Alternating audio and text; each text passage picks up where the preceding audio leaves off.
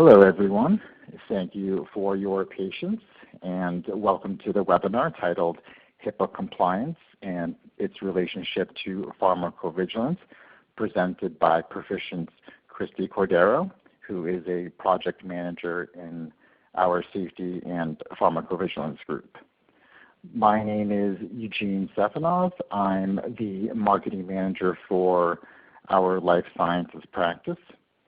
Before I turn it over to Christy, I'd like to cover some basic housekeeping items and then provide a brief overview of Perficient. So all participants on this call will be in listen-only mode, which means that everyone on the call is on mute. You can submit questions to the speaker at any time today by typing them in the chat feature, which is located on the left side of your screen. Please do make sure you state your questions clearly, and keep in mind that other webinar participants will not see your questions or comments. Your questions to the speaker will be anonymously addressed as time allows towards the end of the presentation. If you still have unanswered questions after the webinar or would like to request information about our services, feel free to use the contact information provided in the presentation. You are also welcome to fill out the contact forms found on Perficient's website. Please note that today's webinar is being recorded, and we'll be sending you the recording within several days along with a link to the slides. Now that we've covered the logistics, let's move on to a quick overview of Perficient. Perficient is an IT consulting company that offers a whole host of IT solutions for a variety of industries, including, of course, life sciences, as well as healthcare, financial services, consumer products, and a couple of others. We have employees and offices all over the world, including the locations you see on this slide. And as you may expect, most of our clients are based in North America and Europe. This slide here contains a bunch of facts about Perficient. Just to point out a few, we were founded in 1997. We're a publicly traded company on the NASDAQ. And lastly, at the moment, we have a little over 2,500 employees.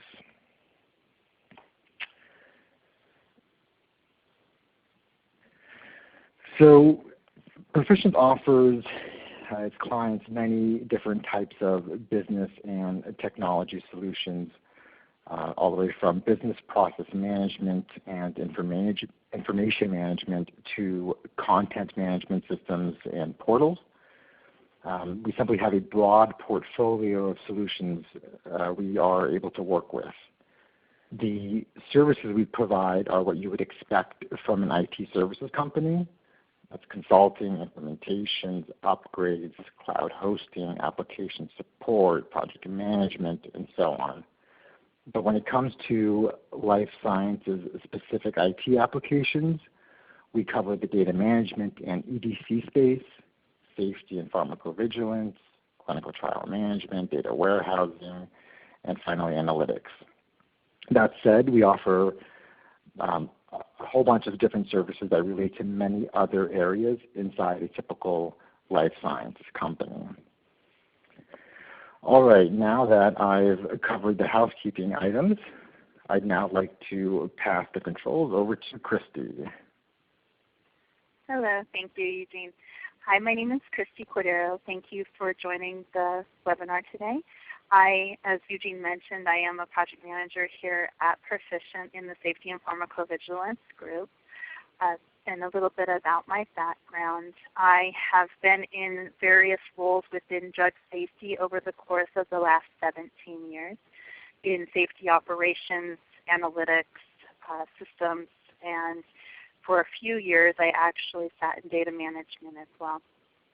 So my background is pretty varied, and today we're going to talk about HIPAA. So we're going to go through an overview of HIPAA, a lot of the definitions, the regulation itself, what it says, what it doesn't say, those kinds of things, and what it allows for. How to secure your data, make sure that your data within your organization is secure and meets HIPAA standards. And then the impact of those standards on your system. And when I say system, I'm not just talking about your database, but your entire system, your procedures, your operations, and of course your data. And then we'll do a Q&A at the end. I believe that Eugene mentioned this, but the questions can be placed into the chat, and those questions will be answered at the end. So we'll start with what is HIPAA. HIPAA is an acronym, and the acronym stands for Health Insurance Portability and Accountability Act. This was passed by Congress in 1996. And before we get started, I'm going to go through some terms and definitions that are very specific to the HIPAA regulation. These terms are going to be used throughout the presentation since they are what and how HIPAA references different individuals within organizations. So protected health information is defined by HIPAA as data created or received by a healthcare professional or health plan relating to the health of the individual. In addition to that, you'll hear the term or see the term EPHI, which is the electronic protected health information, and that definition outlines how to protect the PHI that's covered under HIPAA and for data that's produced, saved, transferred, or received in an electronic form. I will use them interchangeably or not mention the electronic at all. Most of the time we are talking about electronic information. A covered entity. Within the HIPAA regulations, they define a covered entity as an organization of professionals who provides health care or transmits health care information electronically. So this can include health plans, so your group health plans, Medicaid, employee benefit plans, that kind of thing. Providers, so hospitals, skilled nursing facilities, pharmacies, etc. Also clearinghouses, and those are companies that help providers with electronic transactions and record keeping. And there's also what's known as a business associate. And this is a person or an entity that performs certain functions or activities that involve the use or disclosure of the PHI on behalf of a covered entity. So these are the law firms, accountants, medical transcription companies, IT contractors, those kinds of people that are supporting the covered entities. So HIPAA was enacted with three main purposes in mind, and like I stated back in 1996.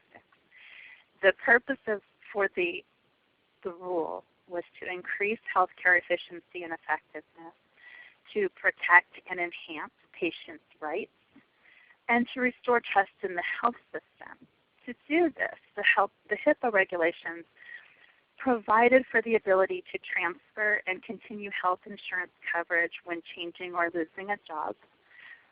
It does reduce healthcare fraud and abuse. And it mandates industry-wide standards for healthcare information for things like electronic billing and processes. It also outlines the confidential handling of protected health information. For the purposes of this presentation, we're going to be focusing on protecting patient privacy and managing the PHI that's received and managed by the safety groups within your organization. And this applies to both paper and electronic data that is received. So HIPAA is comprised of 4 rules that work together. The HIPAA privacy rule assures individual health information is properly protected while allowing for the flow of health information needed to provide care and protect the public health. The HIPAA security rule has the goals of confidentiality, data integrity, and the availability of that data to the people or the covered entities or end users. The security rule also outlines assessing threats to information security, including risk analyses, risk management, common threats to data, including things like natural disasters, malware, identity theft. You also have subversive employees or contractors, and sometimes these risks are also seen with computer changes or upgrades. The HIPAA enforcement rule sets standards and penalties for the HIPAA violations, and those are specific to the covered entities and the business associates, and we'll talk about that.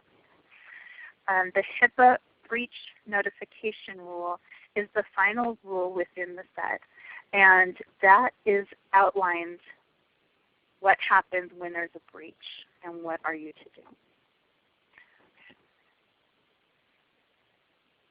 do. So there's two more components of HIPAA that I want to discuss because they do supplement that law as well. So there's the HITECH Act, and that was passed in 2009. And HITECH stands for Health Information Technology for Economic and Clinical Health. So that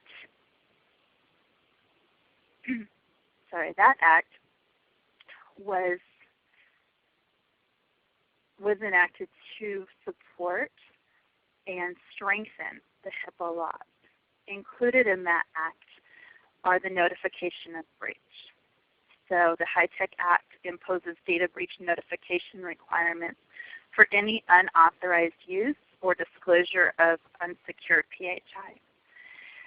So in general, it requires patients to be notified if there is a breach, and it outlines the requirements for that. So if, for example, a breach impacts 500 or more patients, the HHS must be notified.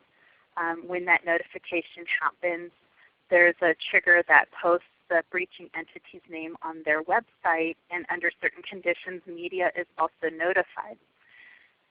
The notification provision is another example of the weight of the privacy and security concerns that are given under the Act.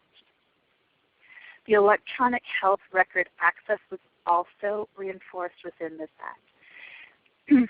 So in the case where a provider has implemented an electronic health record system, the Act provides individuals with the right to obtain their information in electronic format, and the individual can also designate that a third party be a recipient of that electronic data. One of the big things that the HITECH Act did was expand the requirements of HIPAA to also include business associates. The initial regulation was really specific to covered entities, so your physicians and pharmacists, and the business associates were not as culpable as they are now. So the provisions they provided provisions directly to the business associate. They're now directly on the quote-unquote compliance hook, since they have to comply with those safeguards contained in the HIPAA security rule. This increases the privacy and security concerns for all the stakeholders. So in the past, the covered entities were responsible for whatever the business associates did. And now the culpability is evenly distributed. They're both responsible. It's not just the covered entity any longer. Most, if not all, software vendors providing the EHR systems qualify as a business associate. So requiring vendors to comply directly ensures that more provider and vendor dialogue will occur as part of the contracts and the negotiations between the covered entity and the business associate agreement.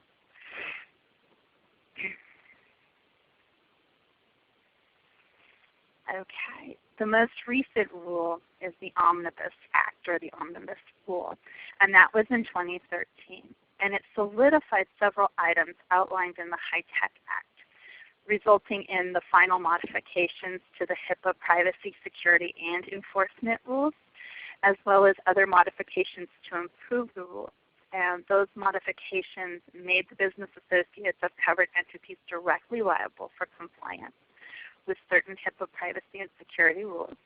It strengthened the limitations on the use and disclosure of protected health information for marketing and fundraising purposes, and prohibited the sale of protected health information without individual authorization. Additionally, it expanded the individual rights to receive their electronic copies of their health information and to restrict the disclosures. And as a final modification, they also modified the individual authorization and other requirements required to facilitate research. Okay.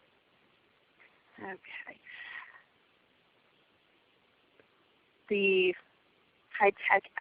Omnibus Act also added some changes to the enforcement rule to incorporate the increased and tiered civil money penalty structure. So it increased the penalties, and the overall cost increased significantly. And the final rule on breach notification for unsecured PHI through the HITECH Act. It replaces the breach notification rule with the harm threshold and a more objective standard, as opposed to something that could be loosely determined as being harmful or not.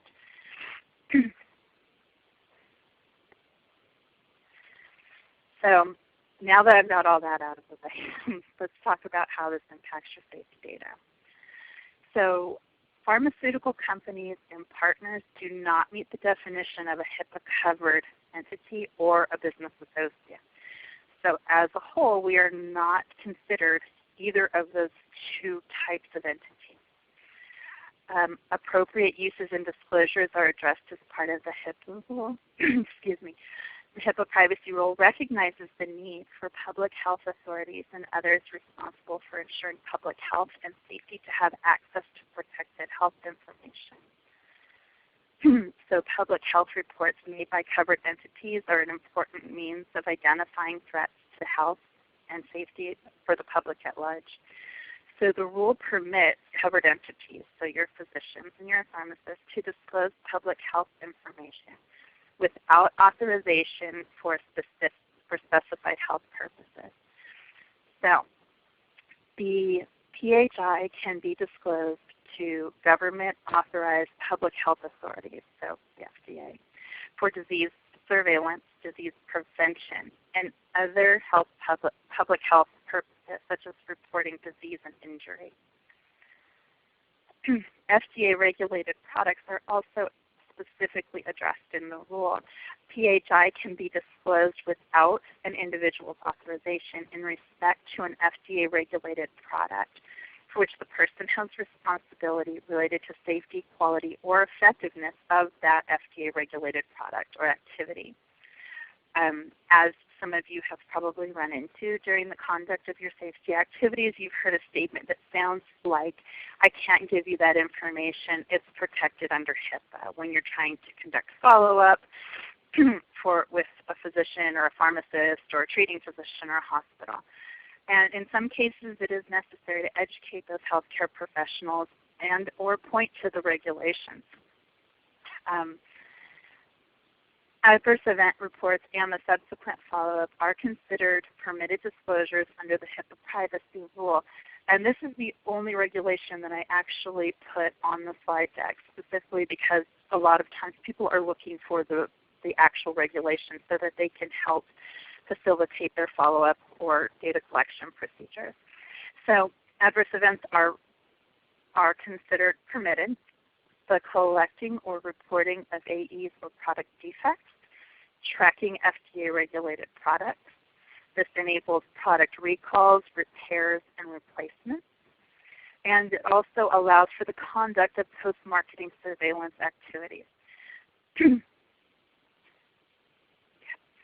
So the reports that we get from those healthcare professionals or those covered entities may be the critical action that prompts a modification in use or design of a particular product. It may improve the understanding of the safety profile of the drug or the device and can lead to increased patient safety. Patient health information is routinely collected by safety teams to conduct their pharmacovigilance and safety activities to ensure their product and patient safety. And of course, that data typically includes personal and sensitive data, which is PHI.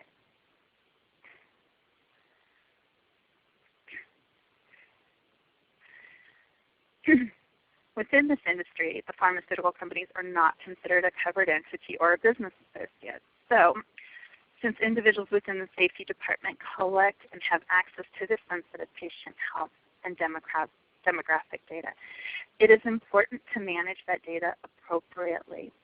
To do this, the safety department should have administrative, physical, and technical controls in place to manage and protect the patient data. The HIPAA privacy and security requirements fold really nicely into the requirements outlined in 21 CFR that we've been following for many years. So when you hear these, as I go through the remaining slides, they will sound very familiar to you.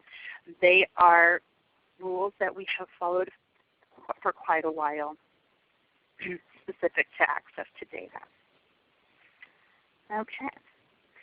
So let's talk about administrative controls. So policies and procedures to detect and correct any kind of security violation, release of information.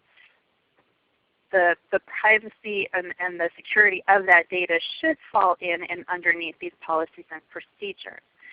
It's important that corporate privacy policies also have supported comprehensive corporate programs. So if there's a privacy policy or a corporate integrity agreement or anything like that that is publicly posted, it's very, very important that there is a comprehensive program that is rolled out within the organization that supports and stands by the privacy statements outlined in those statements. Those statements are usually released, or those policies are usually released or published to the public.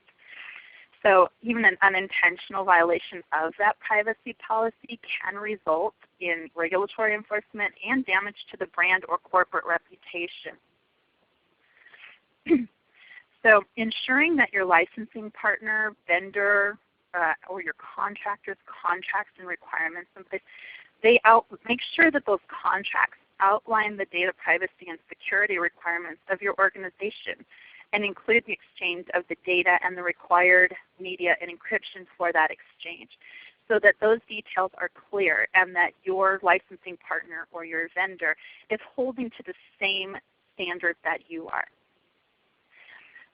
Information access management, including your authorization procedures, need to be in place for all employees and very specifically for those who have access to the data. Security incident procedures should always be in place. If there's a security breach, how is it documented? How is it investigated? How is the risk assessed? What data was released? How is that identified? How is it captured? Outlining the details associated with all of that work that goes into understanding what got out, how did it get out, and what are we going to do to fix it so it doesn't get out in the future. Those should all be part of the security incident procedure. There should be contingency plans for emergencies, for other threats to your data security. What are the backup procedures? Disaster recovery plans should be in place. Details for the emergency operation plan for accessing information in the event of an emergency. Are these only electronic, or do individuals have hard copies of these? So for example, if there is some kind of an emergency and you can't get into the facility, do you have that kind of information at home so that there are a list of phone numbers and names of people who need to be contacted in the event of an emergency? These are the kinds of contingencies that should really be in place in the event of an issue. With all of that said, there should be an ongoing evaluation of your administrative policies to ensure that the policies that you have in place are current, they're relevant, and they're being followed. So a lot of companies do have an annual review of the administrative policies. Or there is also a review when a regulation is updated or there's a new regulation enacted. And finally, on these, comprehensive training should be conducted, and the necessary training records should be in place for all individuals with access to the data. And that includes your support staff. Sometimes the support staff does not require the same level of training for the data privacy or for access to physical records and that kind of thing, but they do have access, and they need to be informed and trained on what exactly is allowed and not allowed with that data. And that it needs to be secured. It can't be left on the desk. The files shouldn't be left open, those kinds of things. Physical controls. So physical controls are things that allow facility access, that daily access control. So when it comes to physical access, the facilities need to ensure that only authorized users are able to get to sensitive data. For example, procedures should be in place that allow facility access in support of a restoration of lost data under the data recovery plan, or sorry, disaster recovery plan. And there should always be an emergency mode operations plan in the event of an emergency. And I talked about emergencies specific to documentation in the administrative portion, but there should also be physical steps that are required in order to access the facility when this type of thing happens. The facility security plan should be in place so that only authorized individuals have access to facilities and equipment that contain the protected health information.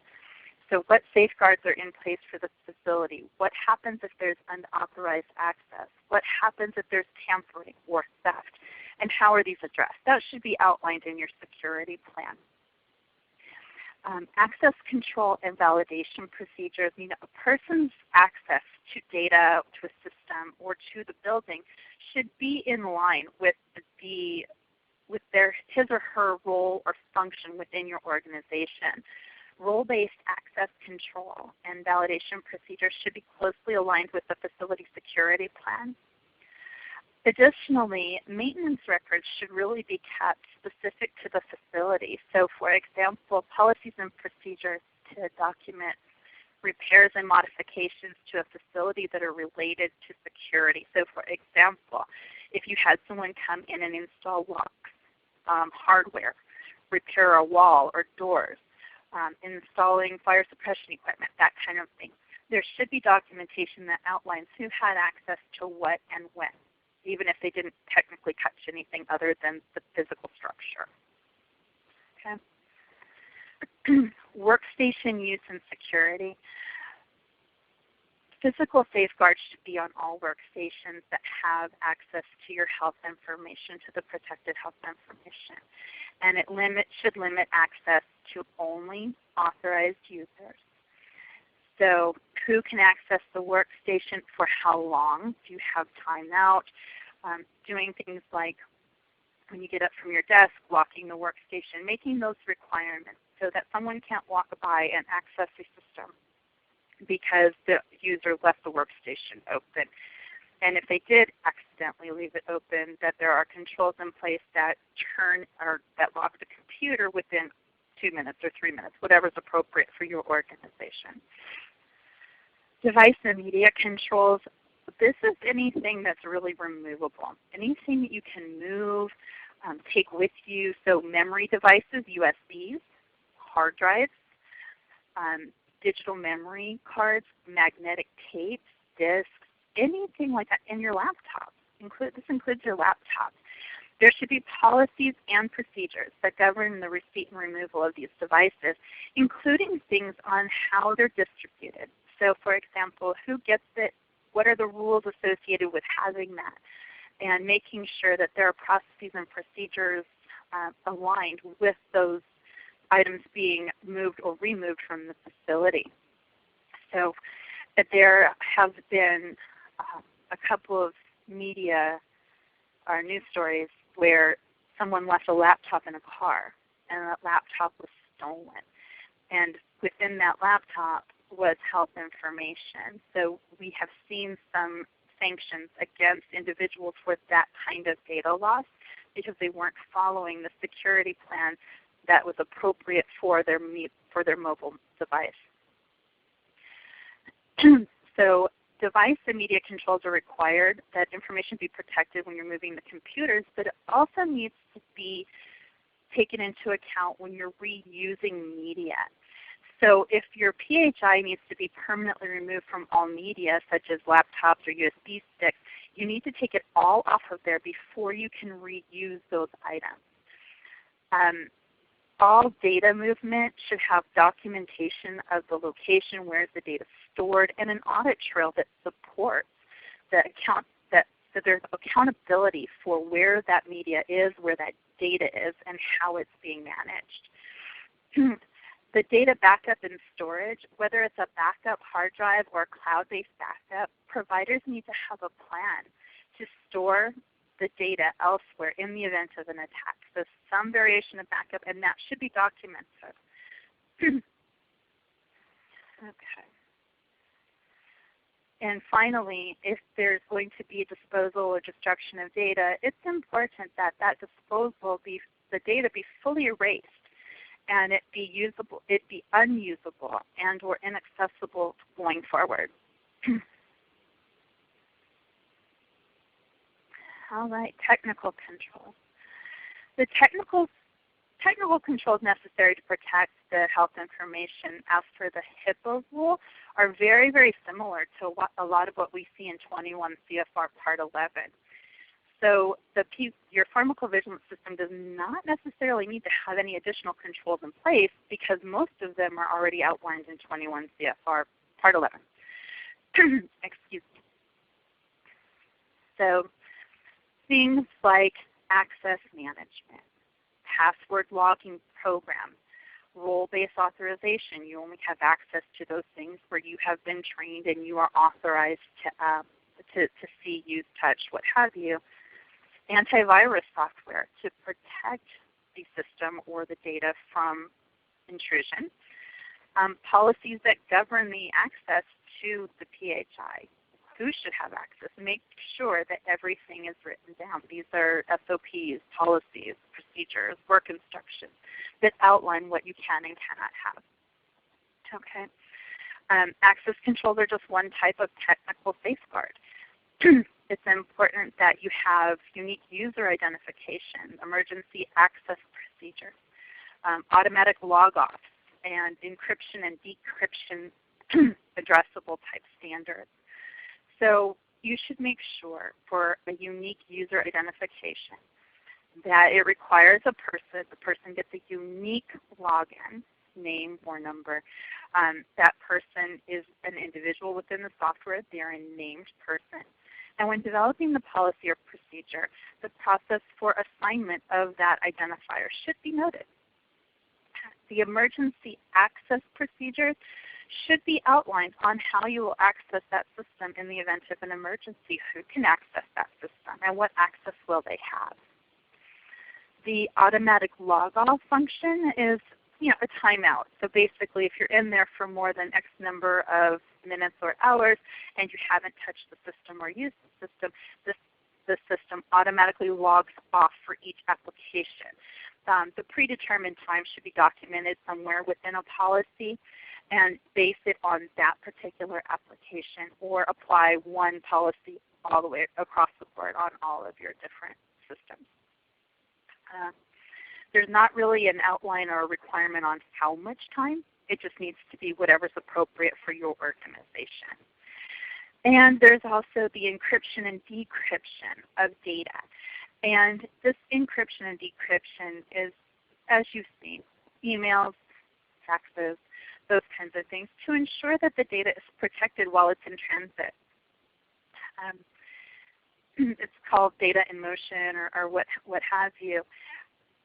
It should be evaluated on a regular basis to make sure that it's current and that it is still meeting the minimum necessary encryption requirements for that type of data, and that is really dependent upon, there's regulation, but there is also the details specific to your environment, your company, and those should all be the same. Audit controls, there should be mechanisms that record and examine activity in the information systems that contain or use the data. A policy or procedure should be developed to help support the use of the audit trails. And there should be no access to records not corresponding to the role of the user. So you want to make sure that a user is not accessing data that they're not trained on or should not have access to. Data integrity is a key component, and this is really, data integrity is really the bread and butter of what we do and how we do it. That data needs to be accurate. It should not be altered or destroyed, and you definitely don't want it to be altered or destroyed in an unauthorized manner. So some mechanisms that help with that are things like digital signatures or e-sigs. So making sure that that type of control is in place in order to maintain your data is very important, and like I said, something we've seen for years, for quite a while. It should focus on implementing security measures that ensure that electronically transmitted data is not improperly modified without detection. So if something is modified, you should be able to identify what was modified. Okay. Person or identity authentication, the standard does implement procedures to verify that a person or an entity trying to access the data is the person that they claim to be. So this could be a password, a PIN, in some cases an RSA token, smart cards, that kind of thing. And then for the really advanced, there's things like biometrics, so fingerprints, voice patterns, facial patterns, that kind of thing. Well, those are the really high-tech ones. And lastly, for the technical standards, is transmission security. And there should be measures and policies and procedures to guard against unauthorized access to the data that's being transmitted over any kind of electronic communications network. There should be integrity controls and encryption in order to secure that transmission. So what I was saying earlier, I did a quick one-to-one on a couple of issues. So for example, in HIPAA, we have a data integrity requirement. And that data integrity requirement lines up really well with Part 11.10, Section A, which is the validation of our systems to ensure accuracy, reliability, consistent intended performance, and the ability to discern invalid or altered records. And that has been something that many of us work on a daily, irregular basis. Access management, also part of Part 11, Section D, which is limited access to system access to authorized individuals. We have audit trails. Audit trails, Part 11, Section E, is the secure computer-generated time-stamped audit trails to independently record the date and time of operator entries, their actions, what they did, create, modify, delete, all of that. So that's in Part 11, Section E. And then system controls, appropriate controls over your systems, whether they're open or closed systems available on the Internet or not. Section K in Part 11.10 also covers those appropriate controls and has those outlined in detail. So when we look at all of the controls that are in place, the physical, the administrative, and the technical, we are looking at something that most, if not all, safety departments have in place. And we have been doing it for quite a while, and it's all subject under 21 CFR as well. So data breaches. Data breaches, as I've noted here, are unauthorized access or disclosure of patient personal information or health information. And these can happen through a variety of ways. Some of the more notorious are usually hacking and theft, but theft is over half of the unauthorized access or disclosures of data. Theft takes up about half. Hacking, which are the ones we see in the news and the media, is usually under 10% of the total loss. That's usually where we see it. It's not as big as it might seem. Physical loss, meaning you physically lost the data somewhere, or unauthorized access and disclosure. These are breaches. Now, with the breach, there is a breach notification process. But, that breach notification process is specific to covered entities and business associates. And those working in the pharmaceutical industry, the CROs, the vendors and contracts, they're not required to do breach notifications because they're not a covered entity or a business associate. And that means it's not a requirement under HIPAA law. Now it is recommended that you ensure the security of your data and that you ensure that the patient data and the confidentiality is retained.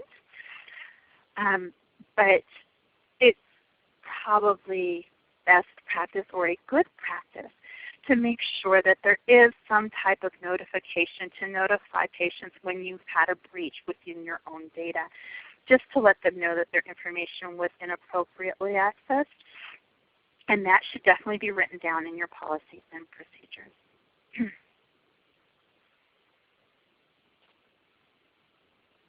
Okay. Putting comprehensive controls in place within your pharmacovigilance system will protect the patient and it will protect your organization in the event that something happens with that data. Ensuring that these processes are in place and that all the relevant individuals within the organization are trained on the procedures and policies. It's a very effective way to protect the patient while still fulfilling your organization's safety goals and objectives. So for a strategy for compliance, and I know that this looks like something you've seen many, many times, written policies and procedures that you are following, training, ensuring that everyone is trained, fully trained on those policies and procedures should they come into contact with that data or that situation. A code of conduct or record retention. How are you handling data inside? How do you expect your employees to handle that data? How should they behave? What kind of record retention policies do you have in place? What communication plans do you have in place? Internally and externally, what does that look like in the event that something is breached? Or if you're submitting that information to a health authority or other authority, how are you submitting that? What is allowed? What isn't allowed? And taking into account, of course, 21 CFR, since that's how we're regulated. And then also, you need to audit and monitor that system on an ongoing basis to ensure that it's still intact, it's still functional, and it's still appropriate for your environment. And then if and when something is identified during the auditing and monitoring of that system, responding to and correcting the findings within the auditing and monitoring. So with that, we're going to go to the Q&A session. Eugene, are you going to moderate that? Sure, thank you. So right now you can feel free to ask your questions via the chat feature located on the left-hand side, and we'll address them as they come. All right, first question is, do all hospital records, other sources for adverse events, need to be redacted in the database, or is the database secure? Do they need to be redacted? Yeah. Acceptable? Okay.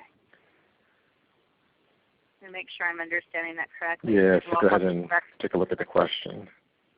Hospital records, I'm trying. Other sources for adverse event need to be redacted. Well, the database is definitely secure. So that's part A, is that your database should be secured based on all the technical controls that you have in place. It is typical that clinical research data is redacted based on your agreement with your investigator. And usually you'll get that information in a redacted format. In the past, I have seen we would get information and maybe their medical charts, and they have full information for a clinical trial, and we would redact the information ourselves prior to the scan. But at the end of the day, it's not required.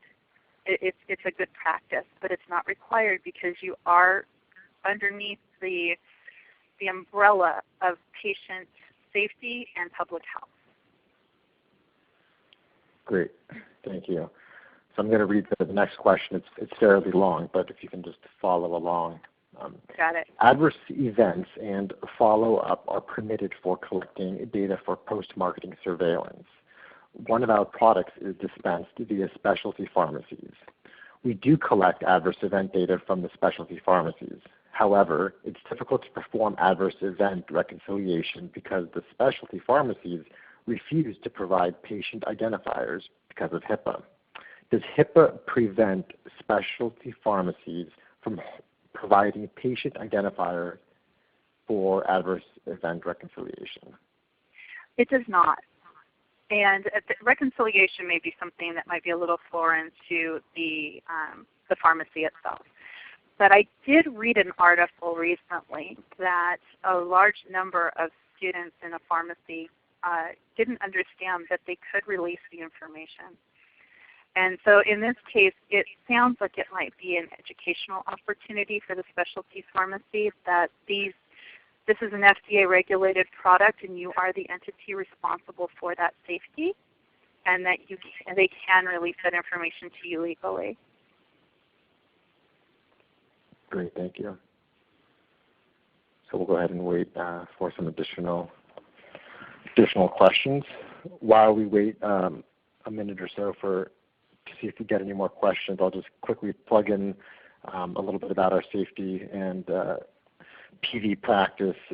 We specialize specifically in the Argus safety solution, the implementation of it, as well as the integration between Argus and a bunch of other systems, whether they're safety related or if it's just CTMS, EDC, and so forth. That's something that we work quite a bit on, as well as some training and process guidance projects. So that's just a little bit about our PV practice. So it looks like we got our next question. For safety data exchange agreements, can MedWatch reports or CIOMS forms be sent via email? That's a tricky question because in this case, you can send them within the U.S. with an encrypted, as long as your email is encrypted. There's a certain level of encryption that's required. I don't know the exact details. But in this case, the thing is that your licensing partner might be coming from Europe, and there are some very strict regulations on exchange in this manner via email. So within the U.S., with encryption standards, outside of the U.S., there are some other rules. Great, thank you. So the next question is, who are considered business associates? If the pharmaceutical company receives patient data from a HIPAA entity, will they be considered a business associate? No. You're not a business associate unless you're providing, I guess a good way of doing it is that you're providing a service. You're doing something for the covered entity in the capacity of maybe an accountant or a law firm and that kind of thing. But the business associate rule is just because the business associate people or groups or entities have access to data that the covered entity is managing or has generated.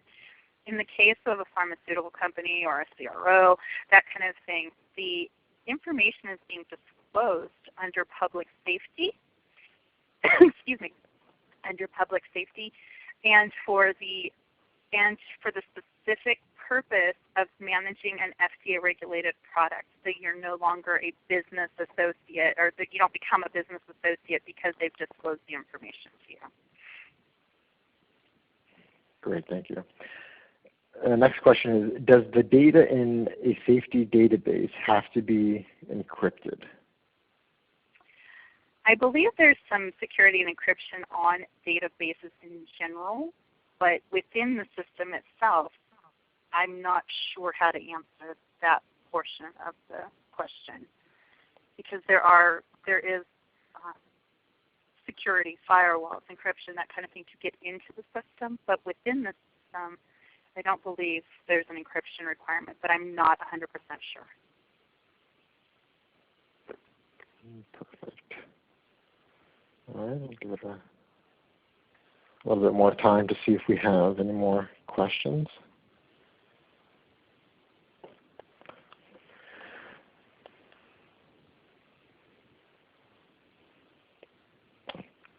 Okay, in the meantime, I will throw up the slide over here. It looks like we got another question. Should a covered entity audit a business associate since both are liable? I would recommend it, yes. You would outline it in your contract. So when you have a business associate doing work on your behalf as a covered entity, you have a contract in place saying that you will do X, Y, and Z. So you have a contract in place, but because, well, at least previously you were totally on the hook for whatever your business associate did. Now the business associate shares that liability, but I would still do it if it was me. But it's not required. Perfect. Okay, well, since we don't have any more questions at the moment, if you do think of some, feel free to send a note to Christi directly. You see her email address on the screen, or you can send it to the Life Sciences Info email address. There are also a few phone numbers where you can contact us. The website has plenty of information about Perficient and the various systems and solutions we offer. You're welcome to take a look at those. We have coming up next week a webinar on 21 CFR Part 11 that will be presented by Perficient's head of computer system validation. So please go ahead and register for that if it's of interest. And in May, we will have a webinar on the implementation of CTMS and several options for going about it.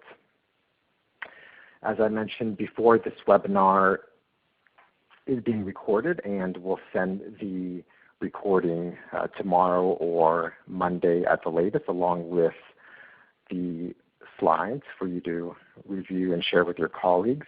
So keep an eye out for that. We'd like to thank you for joining this webinar. We hope it was helpful to you, and we look forward to having you in future ones. And thank you very much, Christi, for presenting today. Thank you. Thank you. Take care, everyone. Bye-bye.